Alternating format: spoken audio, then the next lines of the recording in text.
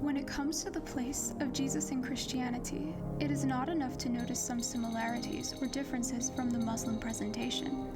It is important to see the larger picture, or mosaic. The name Jesus comes from a term which means the Lord saves, and the Bible tells the story of how this salvation is brought about.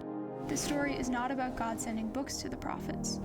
In the Bible, God's personal engagement with humanity can be thought of as a drama made out of 4 acts: creation, Abraham, the people of Israel, and Jesus.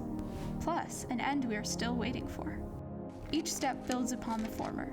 Revelation for Christianity is a cumulative process. Some truths are not known from the beginning, but are discovered over time.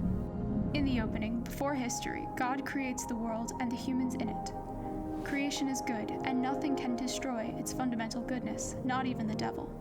Yet, humanity's sin seriously distorts it, hence the need for salvation. To bring it about, God acts in a surprising way. He chooses Abraham, one old man out of all the people of the world, and promises to bless the nations through him. After testing his faith, he makes a covenant with him. Later on, part of Abraham's offspring ends up in Egypt in slavery. God hears the cry of their pain and sends Moses, who delivers the Israelites, bringing them out of Egypt to Mount Sinai.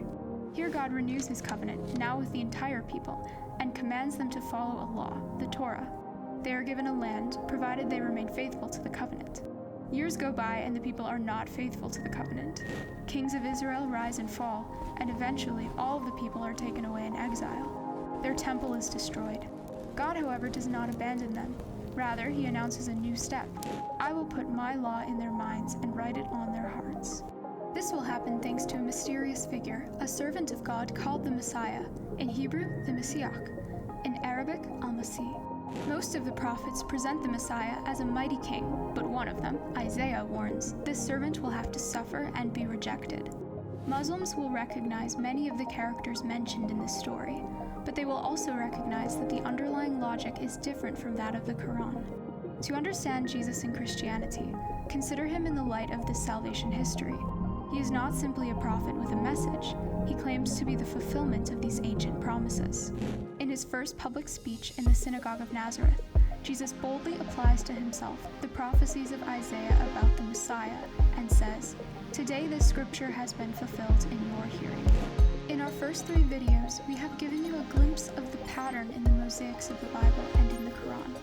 Future videos will fill in the missing pieces. For now, we leave you with this. With a generous heart, everyone can see coherence and beauty in the universe of the Quran and of the Bible. With this as a beginning, fraternity and friendship are the next step.